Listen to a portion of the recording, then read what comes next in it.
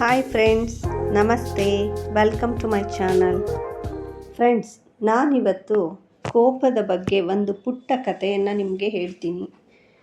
ಒಂದು ಊರಿರುತ್ತೆ. ಆ ಊರಿನ ಹೊರಗಡೆ ಒಂದು ದೊಡ್ಡ ಮರ ಇರುತ್ತೆ. ಆ ಮರದ ಪಕ್ಕದಲ್ಲಿ ಒಂದು ದೊಡ್ಡ ಹುತ್ತ ಇರುತ್ತೆ. ಅದರಲ್ಲಿ ಒಂದು ಹಾವು ವಾಸವಾಗಿರುತ್ತೆ. ಅಲ್ಲಿನ ಊರಿನ ಜನಗಳು ದನಕರುಗಳನ್ನು ಮೇಯಿಸೋದಕ್ಕೆ ಅಲ್ಲಿಗೆ ಹೋಗ್ತಾಯಿದ್ರು. ಬಿಸಿಲು ಹೆಚ್ಚಾದಾಗ ಮರದ ಕೆಳಗೆ ಕೂರೋದಕ್ಕೆ ಜನ ಹೋಗ್ತಾಯಿದ್ರು.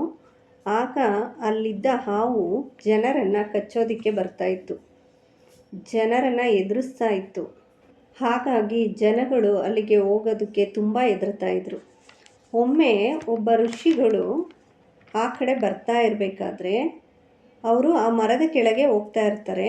ಊರಿನ ಜನ ಅಲ್ಲಿರುವ ಹಾವಿನ ಬಗ್ಗೆ ಮತ್ತು ಅದರ ದುಷ್ಟತನದ ಬಗ್ಗೆ ಆ ಋಷಿಗಳಿಗೆ ತಿಳಿಸ್ತಾರೆ. ನಮಗೆ ಈ ಹಾವಿನಿಂದ ತುಂಬ ತೊಂದರೆ ಆಗ್ತಾ ಇದೆ ಅನ್ನೋ ವಿಷಯವನ್ನು ಅವರ ಗಮನಕ್ಕೆ ತರ್ತಾರೆ.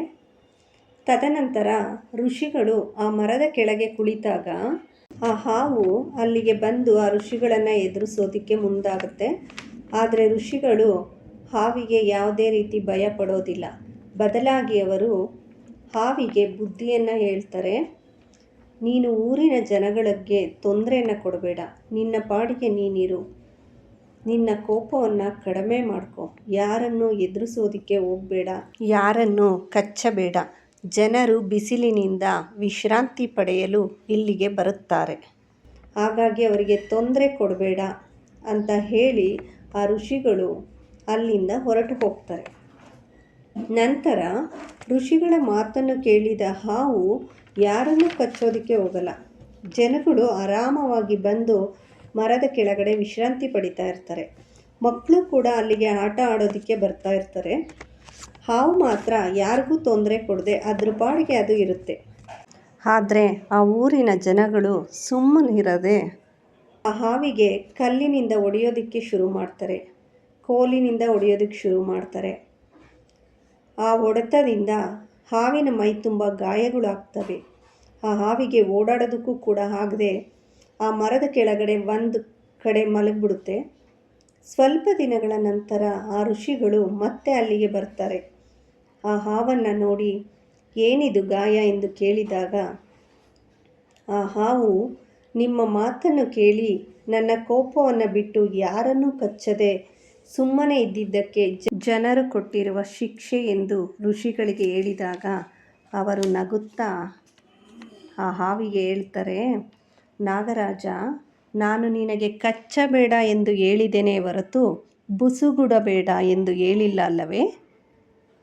ನೀನು ಕಷ್ಟದಲ್ಲಿರುವಾಗ ನಿನ್ನ ಕೋಪವನ್ನು ತೋರಿಸಬೇಕಿತ್ತು, ನೀನು ಬುಸುಗುಡಬೇಕಿತ್ತು. ನಿನ್ನನ್ನು ನೀನು ಕಾಪಾಡಿಕೊಳ್ಳಲು ನಿನ್ನ ಕೋಪವನ್ನು ತೋರುವುದರಲ್ಲಿ ತಪ್ಪೇನೂ ಇಲ್ಲ. ನಿನಗೆ ಸಂಕಷ್ಟ ಬಂದಾಗ ನಿನ್ನನ್ನು ನೀನು ಕಾಪಾಡಿಕೊಳ್ಳಲು ನೀನು ಬುಸುಗುಡಬೇಕಿತ್ತು ಎಂದು ಹೇಳಿ ಋಷಿಗಳು ಅಲ್ಲಿಂದ ಹೊರಟು ಹೋಗುತ್ತಾರೆ. ಫ್ರೆಂಡ್ಸ್, ಇದರಿಂದ ನಮಗೆಲ್ಲ ತಿಳಿಯಬೇಕಾದ ವಿಷಯವೇನೆಂದರೆ ಕೋಪ ಎಷ್ಟು ಕೆಟ್ಟದ್ದೋ ಅಷ್ಟೇ ಒಳ್ಳೆಯದು ಕೂಡ. ಆದರೆ ನಾವು ಅದನ್ನು ಹೇಗೆ ಉಪಯೋಗಿಸಬೇಕು ಎಂಬುದರ ಬಗ್ಗೆ ನಮಗೆ ಅರಿವಿರಬೇಕು. ಸಮಯ ಸಂದರ್ಭಕ್ಕೆ ತಕ್ಕಂತೆ ನಾವು ನಮ್ಮ ಕೋಪವನ್ನು ಅವಶ್ಯಕತೆ ಇದ್ದಾಗ ಮಾತ್ರ ಉಪಯೋಗಿಸಬೇಕು.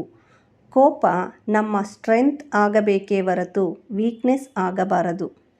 ನಮಗೆ ನಮ್ಮ ಕೋಪದ ಬಗ್ಗೆ ಅರಿವಿರಬೇಕು. ಇದು ಈ ಕಥೆಯ ಸಾರಾಂಶ. ಡಿಯರ್ ಫ್ರೆಂಡ್ಸ್, ನಿಮಗೆ ಈ ವಿಡಿಯೋ ಇಷ್ಟ ಆಗಿದ್ದರೆ ಲೈಕ್ ಮಾಡಿ, ಶೇರ್ ಮಾಡಿ, ಕಮೆಂಟ್ ಮಾಡಿ. ಇದೇ ರೀತಿ ಒಳ್ಳೆಯ ವಿಡಿಯೋಗಾಗಿ ನೀವು ನನ್ನ ಚಾನಲ್ಗೆ ಸಬ್ಸ್ಕ್ರೈಬ್ ಮಾಡಿ. Thank you friends. Thank you for watching.